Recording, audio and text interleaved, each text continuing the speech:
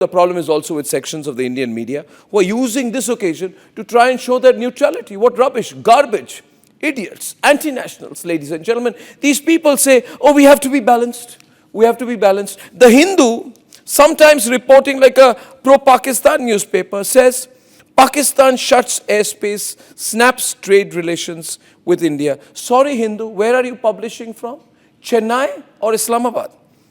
They publish a map of India without the state of Sikkim, sparking outrage over this cartographic error. It's a cartographic error or an ideological error. And ladies and gentlemen, you have clearly, what do you call it, superannuated ex-journalists like Karan Thapar giving a platform to Pakistan propagandists like Najam Sethi, who accuse India of having a false flag operation. I mean, Karan Thapar, just retire peacefully. Don't embarrass yourself by doing this. I mean, I'm not questioning you. I'm not questioning you personally. I'm not questioning you. But what the hell are you doing? Have some shame. And then, ladies and gentlemen, the Hindu, after publishing the fake news, falsely reports about 3 Indian fighter jets crashing in Jammu and Kashmir. Caught out by vigilant citizens, goes out and put out an apology. Why don't you apologize for your fake neutrality? Fake neutrality instead, Hindu. And N. Ram, how are you quiet tonight? You go around to every seminar which has 50 people attending, and give speeches about journalism. Where are you now? Go out and put out an apology. Save whatever is left of your career. Now, ladies and gentlemen, on top of that, you have other people putting out hashtags. There is the print which says, hashtag Pak shoots down 6 Indian fighter jets. And then there are these Chinese outlets who say, Pakistan's victory in the first battle. Ladies and gentlemen, rather than challenge this manufactured information war, some people are questioning this as saying this is objectivity. Dump your objectivity in a dustbin at a time of war. Ladies and gentlemen, this is Operation Sindoor. And if you do anything which sort of underlines a defeatist attitude towards your own country, I'll call you an anti-national.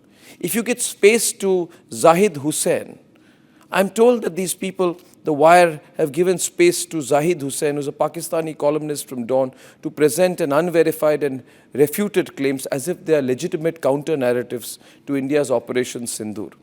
Now, imagine, ladies and gentlemen, that I, on Republic, put out Indian Army line, and then I give 30 minutes of time to the Indian Army line, and I give 45 minutes of time to the ISI line.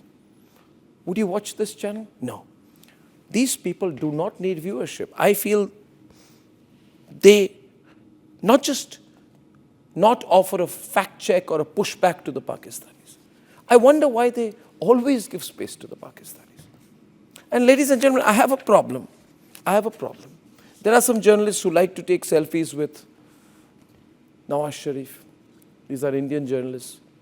They go to Pakistan.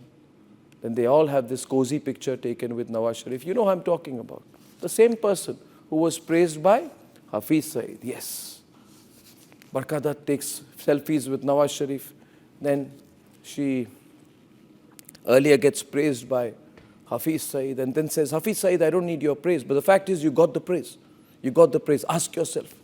I would, if I were praised by Hafiz Saeed, leave the profession forever. But these people continue and say they are journalists.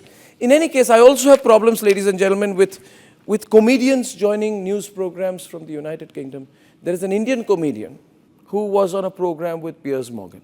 Now, that comedian should understand why Piers Morgan has put him on a program. It's because he's a comedian. Because he has no knowledge of geopolitics, military strategy, journalism, the South Asian region, the complexity of the relationship, and the balance in the relationship. And one should realize, if you're a comedian, then don't go on an international news show because they want you to go on the show to make a fool of yourself, which you successfully do. And therefore, we must be very cognizant about what is the role of the media at a time of war. In my view, the role of the media in a time of war is not to be neutral. It is to be with your country. And if you cannot be with your country at most times, then at least be with your country in a time of war. But if you're not with your country, in a time of war, then what do I call you? I, for one, and I'm sure you would as well, I would call you an anti-national.